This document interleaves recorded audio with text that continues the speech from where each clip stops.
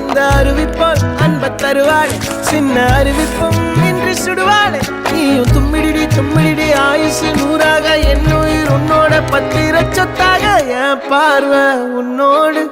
உன் பொம்மை கண்ணோடு பேசாமல் விண்ணோடு நாம் மிதந்து போவோம் காதாரா